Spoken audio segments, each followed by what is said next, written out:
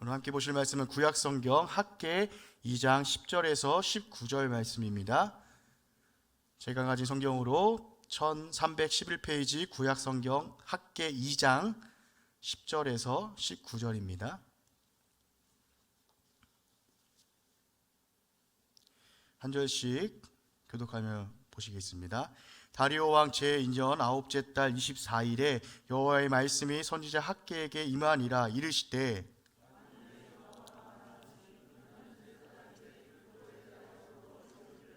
사람이 옷자락에 거룩한 고기를 쌓는데 그 옷자락이 만일 떡에나 국에나 포도주에나 기름에나 다른 음식물에 닿았으면 그것이 성물이 되겠느냐 하라. 학개가 물으되 제사장들이 대답하여 이르되 아니니라 하는지라.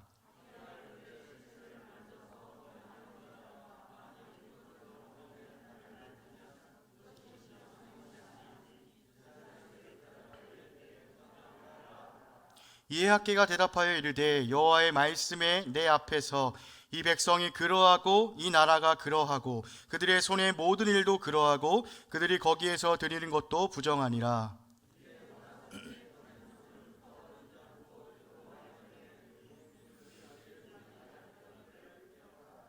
그때에는 20고르 곡식 더미에 이른즉 10고르뿐이었고 포도주 틀에 50고르를 기르러 이른즉 20고르뿐이었었느니라.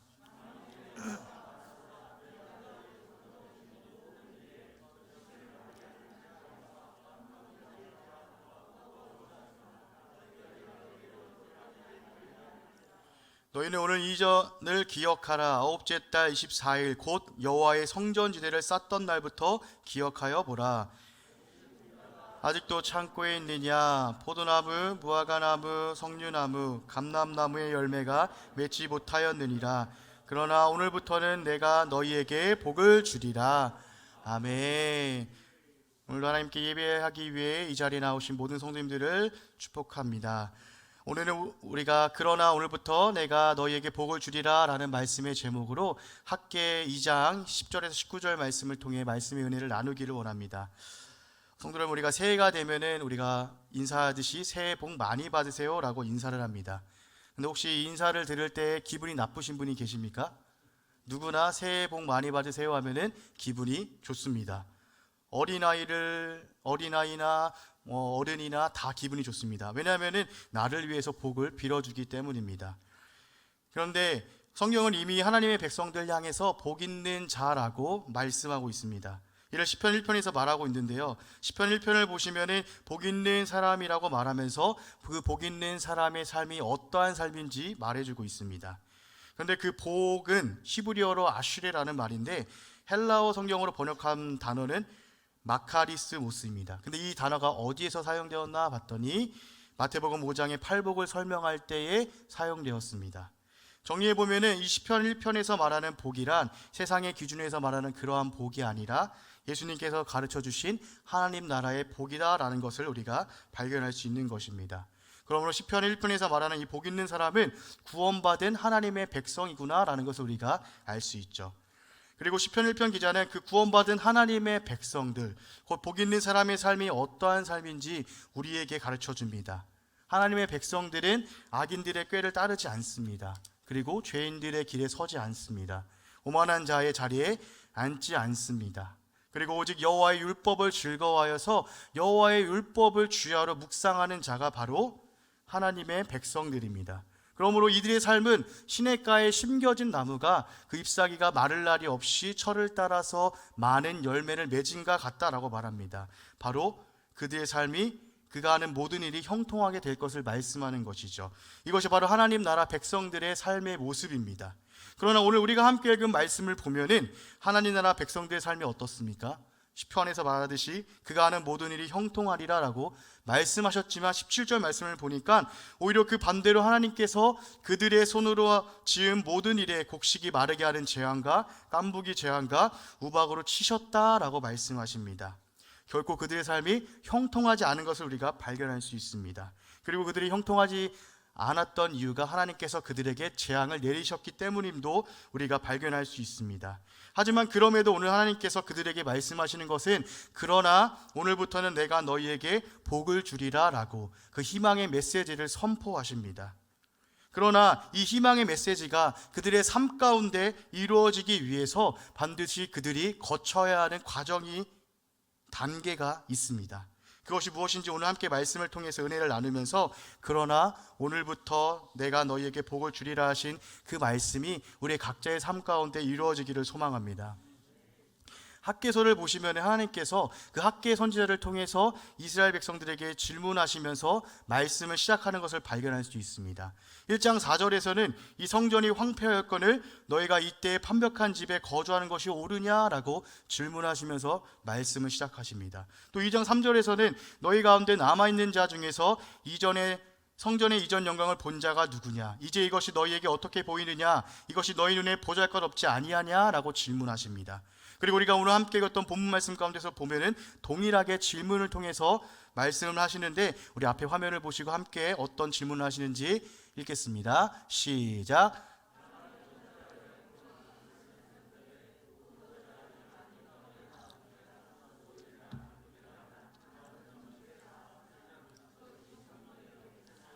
시체를 만져서 부정하여진 자가 만일 그것들 가운데 하나를 만지면 그것이 부정하겠느냐? 그런데 이와 같은 질문들을 우리가 전체적으로 보면 어떻습니까? 긍정적인 질문이 아니라 부정적인 질문들입니다. 다시 말해서 포로기한 공동체의 긍정적인 부분을 드러내시면서 그들을 칭찬하시기 위한 질문이 아니라 그들의 잘못을 들춰내시며 드러내시기 위한 질문이라는 것이죠. 그렇다면 오늘 본문 말씀에 나오는 이 질문을 통해서 하나님께서 그들에게 하시는 말씀이 무엇일까요? 첫째로 거룩함을 반드시 그들이 지켜야 한다는 것과 두 번째로 부정함의 전염성에 대해서 말씀하고 계신 것입니다. 오늘 말씀 가운데 보니까 제사장의 직무에 대해서 나오는데 이 제사장들의 직무 중 하나는 거룩한 것과 속된 것 그리고 부정한 것과 성결한 것을 구별하여 나누는 것입니다. 그런데 만일 이러한 직무를 하는 제사장이 거룩하지 않다면 그 성물은 과연 어떻게 될까요? 거룩하지 않은 제사장에 의해서 그 부정함이 그 성물에 전염이 되어서 거룩하지 않게 될 것입니다. 아무리 제사장이 거룩한 것과 거룩하지 않은 것을 구별하여 나눈다 할지라도 그 성물은 둘 다 거룩하지 않을 것입니다. 왜냐하면 거룩하지 못한 자가 구별한 것이기 때문이죠. 다시 말해서 지금 하나님께서 말씀하신 것은 이스라엘 백성들이 이와 같다는 것입니다. 내 앞에서 이 백성이 그러하고 이 나라가 그러하고 그들의 손의 모든 일도 그러하고 그들이 거기에서 드리는 것도 다 부정하다라고 하나님께서 말씀하십니다. 거룩해야 함에도 거룩하지 못하고 부정한 그들이 하나님께 아무리 수많은 소와 양을 통하여서 제사를 무수히 많이 드린다 해도 모든 것이 헛되고 헛될 뿐입니다. 왜냐하면 하나님께서는 거룩하지 않은 그들과 그들의 제사를 받지 않으시기 때문이죠. 그러므로 성도 여러분, 오늘 말씀 가운데 하나님께서 그 당시 유다 공동체에게 하시는 말씀은 다른 것이 아니라 그들의 거룩함의 회복을 말씀하고 계신 것입니다. 왜냐하면 하나님께서는 그들을 거룩한 하나님의 백성으로 택하여 불러주셨기 때문입니다. 다시 말해서 하나님께서 그들에게 어떠한 새로운 것을 원하시고 바라시는 것이 아니라 하나님의 백성으로서 그들의 거룩함, 그 정체성을 회복하라는 것입니다. 출애굽기 19장에서 하나님께서 그들에게 말씀하셨죠. 너희가 내 말을 잘 듣고 내 언약을 지키면 너희는 모든 민족 중에서 내 소유가 되겠고 너희가 내게 대하여 제사장 나라가 되며 거룩한 백성이 되리라 라고 말씀하십니다. 그리고 이어서 그들이 정말로 하나님의 그 거룩한 백성으로서 어떻게 살아가야 할지 계명과 율법을 세워주십니다. 그리고 마지막으로 거룩한 하나님의 백성으로서 하나님께서 주신 계명과 율법을 반드시 지키며 살아갈 것을 그들이 약속합니다. 서약하고 그렇게 언약이 세워집니다. 그렇다면 하나님의 백성인 이 이스라엘 백성들이 거룩하게 살아가는 방법은 다른 것이 아니라 하나님께서 세워주신 그러한 계명과 율법들을 듣고 지켜 행하며 살아가는 것이었습니다. 그럴 때 그들은 세상과 전혀 다른 하나님 방법으로 살아갈 때에 그들은 세상과 구별되고 거룩할 수 있다는 것입니다. 그리고 그들의 정체성인 그 거룩함을 지켜낼 수 있는 방법이 오직 하나님의 말씀뿐이다라는 것을 알게 됩니다. 하지만 이 이스라엘 백성들의 모습은 어떤 모습입니까? 그들의 역사 가운데 보면 그들은 계속해서 거룩함이 아니라 세속적이고 부정한 그러한 방향을 향하여 달려갔습니다. 하나님께서 주신 그러한 계명과 율법들을 다 내팽겨 쳐놓고 세상의 방법을 따라서 자신의 소견에 옳은 대로 살아가며 세속적이고 부정한 그러한 모습들을 계속해서 보여주었습니다. 바로 자신들의 그 거룩한 하나님의 백성이라는 정체성을 다 버려버리고 살아간 것이죠. 그러므로 하나님께서 그들에게 반복적으로 수많은 재앙들을 내리십니다. 왜냐하면 하나님께서 그들에게 약속하셨기 때문이죠. 어떤 약속인지 신명기 22장 15절과 22절 말씀 같이 읽겠습니다.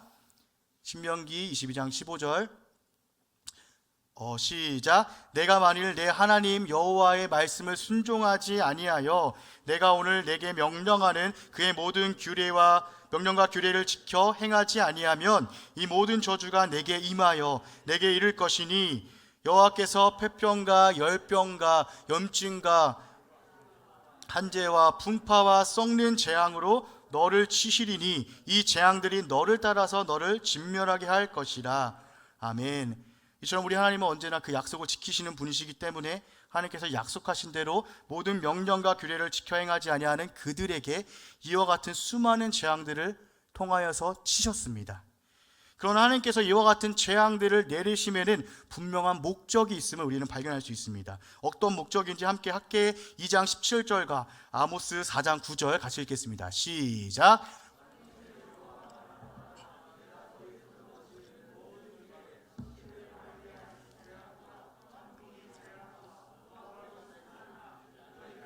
돌이키지 아니하였느니라.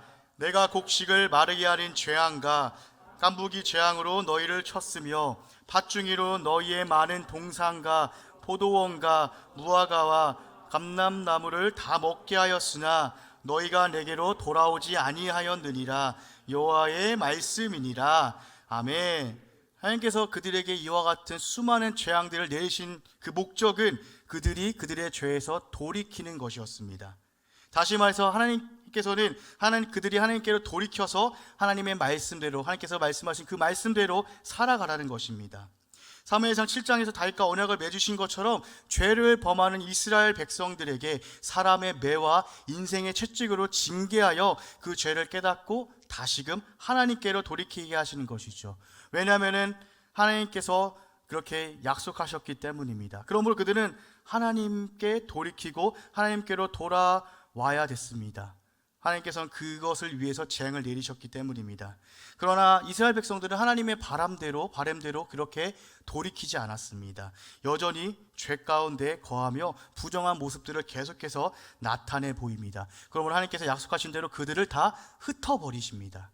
하지만 그럼에도 우리 하나님은 언제나 신실하시고 긍휼이 많은 분이시기 때문에 그 약속을 지키심으로 그들을 다시금 예루살렘으로 모아지게 하십니다.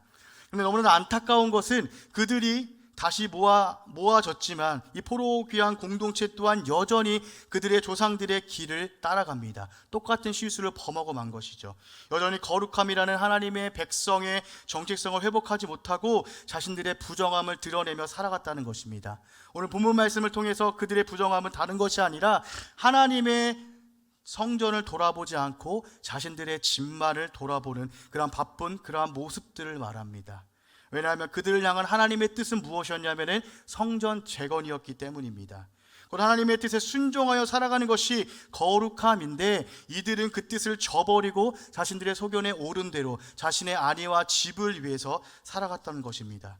그러므로 하나님께서 다시금 그들에게 말씀하십니다. 어떻게 말씀하신지 함께 2장 15절 말씀 같이 읽겠습니다. 시작. 이제 원하건대 너희는 오늘부터 이전 곧 여호와의 전 아니하였던 때를 기억하라. 너희는 오늘 이전을 기억하라. 아홉째 달 24일 곧 여호와의 성전지대를 쌓던 날부터 기억하여 보라. 아멘. 하나님께서 그들의 거룩함을 회복하게 하시기 위해서 그들에게 말씀하신 것은 기억하라입니다. 이를 그런데 반복해서 3번이나 말씀하십니다. 이들의 거룩하지 못한 문제를 해결하기 위해서 분명 그들이 기억하는 것이 중요하다는 것이죠. 그렇다면 그들이 무엇을 기억해야 될까요? 이 기억하라는 단어는 학계에서 1장 5절과 7절에서 살펴보라 라는 말로도 사용되어집니다. 곧 거기서 보면 너희의 행위를 살펴보라는 것이죠. 다시 말해서 이들이 기억해야 되는 모습은 과거에 부정했던 모습들입니다. 거룩하지 못했던 모습들, 하나님의 뜻을 따르지 않고 자신들의 소견에 따라 살아갔던 그러한 모습들을 돌아보고 그들의 행위를 살펴보라는 것입니다. 그리고 이는 앞에서도 아까 말씀드렸듯이 하나님의 집인 성전을 돌아보지 아니한 것들, 이런 것들이 바로 그들의 부정한 모습입니다. 이들이 하나님의 성전을 돌아보지 아니하고 그들의 집과 자신들의 안위만을 돌아볼 때에 그들이 어떠한 삶을 살아갑니까? 열심히 수고하였지만 거두어 드린 것이 없는 정말 메말라 버린 삶을 살아갑니다. 오늘 본문 말씀을 보니까 열심히 일하였지만 거두어들인 곡식이 절반밖에 되지 않았습니다. 그들이 정말로 열심히 일하였지만 그들이 거두어들인 포도즙 틀에 그 포도즙이 절반도 되지 아니하는 모습을 보여줍니다. 왜 그렇습니까? 보니까 하나님께서 그들의 손으로 지은 모든 일에 곡식이 마르게 하는 재앙과 깐부기 재앙과 우박 재앙을 통해서 치셨기 때문입니다. 그러므로 이 포로기한 공동체가 기억해야 될 것은 그들을 자신이 분명 하나님의 백성이라는 사실입니다. 그렇기 때문에 하나님의 백성으로서 하나님의 뜻에 온전히 순종하며 살아가야 한다는 것입니다. 그리고 이러한 삶이 바로 거룩한 삶이고 구별된 삶입니다. 그러나 이들은 하나님의 뜻이 아니라 분명 자신들의 소견에 오른 대로 살았을 때에 하나님께서는 그들에게 그들의 과거를 돌아보고 그들이 잘못을 깨달아야 할 때임을 분명히 말씀하십니다. 누가 말하는지 아직도 그 출처는 알 수 없으나 유명한 말이 있는데 역사를 잊은 민족에게는 미래는 없다라는 말이 있습니다. 역사를 잊은 민족에게는 미래는 없다. 이 말처럼 포로기한 공동체가 자신들의 과오를 잊어버리고 그저 그렇게 살아간다면 그들에게 미래는 결코 없을 것입니다. 왜냐하면 세례요한을 통해서 회개에 합당한 열매를 맺지 아니하는 바리새인과 사두개인을 향하여서 돌들로도 아브라함의 자손이 되게 하신다라고 말씀하셨기 때문입니다. 이처럼 그들에게 필요한 것은 자신들의 잘못된 과거를 돌아보고 살핌으로 회개하고 다시 하나님께 돌이키는 것입니다. 그러므로 포로기한 공동체는 자신들의 잘못을 깨닫고 다시 하나님께로 돌이켜서 하나님의 백성이라는 그 거룩한 정체성을 회복해야 합니다. 그때 비로소 하나님께서 그러나 오늘부터 내가 너희에게 복을 주리라 라고 말씀하신 그 말씀이 그들의 삶 가운데 온전히 이루어질 것입니다. 우리가 한 가지 더 생각해 보아야 될 것은 하나님은 복의 근원이시며 그러므로 그들에게 복을 주실 분은 오직 하나님 한 분뿐이라는 사실입니다. 함께 학개서 2장 19절 말씀 같이 읽겠습니다. 시작.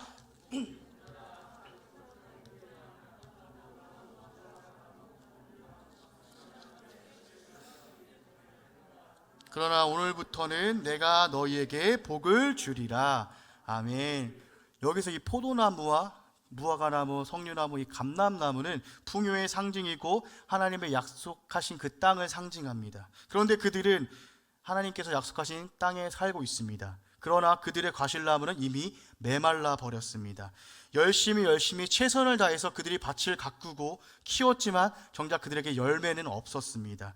그러나 하나님께서 말씀하십니다. 그러나 오늘부터는 내가 너희에게 복을 주리라. 오늘부터 내가 복을 준다라고 하나님께서 말씀하십니다. 무엇을 말씀하십니까? 복을 주시는 분이 하나님이심을 분명히 말씀합니다. 그렇기 때문에 하나님이 없는 열심과 최선은 언제나 헛되고 헛되다는 것을 말씀하고 있는 것입니다. 시편 127편의 기자는 고백합니다. 여호와께서 집을 세우지 아니하시면 세우는 자의 수고가 헛되다라고 말씀하십니다. 여호와께서 성을 지키지 아니하시면 파수꾼에 깨어 있음이 헛되다라고 말씀하십니다. 그리고 하나님께서 함께 하시지 아니하면은 그들이 아침 일찍 일어나고 늦게 누우며 수고의 떡을 먹음이 헛될 뿐임을 고백하고 있습니다. 다시 말해서 우리가 잘 먹고 이 잘 사는 것의 문제는 사람이 얼마나 열심히 노력하느냐에 달려있는 것이 아니라 오직 하나님께 달려있다라는 것입니다. 왜냐하면 모든 것이 다 하나님께로부터 나왔고 다시 하나님께로 돌아가기 때문입니다. 물론 그렇다고 해서 우리가 이 세상에서 살아가면서 열심히 살지 말라는 것이 아닙니다. 다만 하나님이 없는 열심은 모든 것이 헛되고 헛되다라는 것입니다. 이 포로기한 공동체는 분명 그들의 삶을 봤을 때 최선을 다하였고 열심을 냈습니다.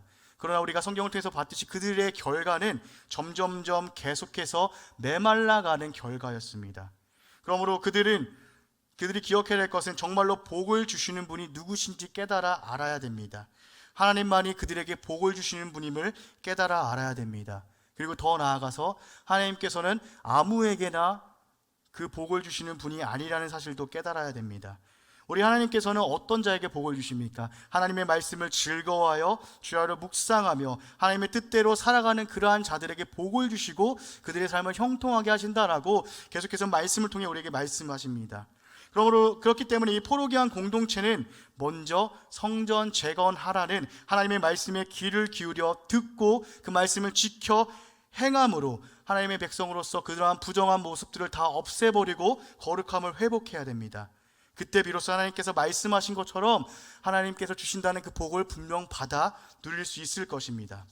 그렇다면 성도 여러분, 이제 오늘날을 하나님의 백성으로 살아가는 우리의 삶을 한번 돌아볼 차례입니다.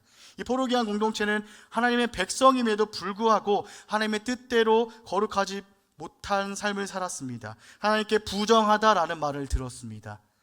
그렇다면 성도 여러분, 우리 각자를 향하신 하나님의 뜻은 무엇인지 한번 돌아보셨으면 좋겠습니다. 하나님께서 우리 각자의 삶 가운데 찾아오셔서 우리 각자에게 원하시는 것이 분명 다 다를 것입니다. 그러기에 말씀을 듣는 이 시간 너희의 행위를 살피고 기억하라 하신 그 말씀을 따라 우리 각자의 삶을 살펴보고 돌아보며 지나온 우리 2022년도를 한번 기억하며 돌아보기를 원합니다. 그때에 하나님의 뜻이 아닌 내 뜻대로, 내 소견에 옳은 대로 행한 일들이 있다면은 이 시간 내 뜻과 그것들 다 온전히 내려놓고 하나님의 말씀에 귀 기울여 듣고 그 말씀에 온전히 순종하는 우리 모두가 되기를 소망합니다. 그리고 더 나아가서 우리에게 공통적으로 우리 공동체 가운데 주신 하나님의 뜻은 무엇인지 한번 생각해 보셨으면 좋겠습니다. 이 2023년도를 맞이해서 우리 송탄중앙교회는 이제 총회에서 주관하는 이러한 샬롬 부흥 운동 등 이런 것에 우리가 동참하게 될 것인데, 하나님께서 왜 하필 이 시점에 그 샬롬 부흥 운동에 대해서 알게 하시고 만나게 하셨는가 한번 돌아봤으면 좋겠습니다. 하나님의 뜻은 너무나도 크시기 때문에 저는 그 뜻을 다 알 수는 없습니다. 하지만 조심스럽게 생각해 보기를 2023년도에 우리 송탄중앙교회 공동체 가운데 전도하라라는 귀한 메시지를 주시는 것이 아닌가 조심스럽게 그 하나님의 뜻을 한번 생각해 봅니다. 교회의 존재 이유 중에 하나는 분명 전도에 있음을 우리는 부인할 수 없습니다. 그렇지만 그동안 우리는 코로나라는 이러한 좋지 않은 상황과 환경 때문에 이러한 핑계를 통하여서 우리가 전도에 소홀했던 것이 사실입니다. 그렇게 이 시점에 와서 샬롬 부흥 운동에 동참하게 하심은 회복을 넘어 부흥의 길로 인도하시는 그 첫걸음일지도 모릅니다. 그렇기 때문에 전도가 하나님의 뜻이라면 우리는 그 뜻을 온전히 듣고 순종하며 지켜 행해야 될 것입니다. 이 성경 재건이라는 하나님의 뜻에 순종하지 않고 하나님 없이 열심을 내어 살아갈 때에 그들이 보여준 모습은 채워지지 아니한 공허함이었습니다. 점점점 메말라가는 비참한 그들의 모습을 우리로 하여금 보게 하십니다. 그러나 이제 하나님께서 말씀하십니다. 그들의 문제를 지적하시며 이제는 돌이킬 때에 하나님께서 그러나 이제부터 내가 너희에게 복을 주리라 라고 말씀하십니다. 이 말씀이 먼저는 우리 개인의 삶 가운데 온전히 이루어지기를 소망합니다. 하나님의 뜻에 온전히 순종함으로 나아갈 때에 하나님께서 채워주시는 그러한 복들을 경험하시는 우리 모두가 되었으면 좋겠습니다. 또한 우리 공동체가 하나님의 뜻에 합력하여 선을 이루며 나아감으로 2023년도에는 이 회복을 넘어 부흥으로 인도하시는 하나님의 크신 역사를 경험하는 우리 모든 공동체원이 되기를 주님의 이름으로 축복합니다.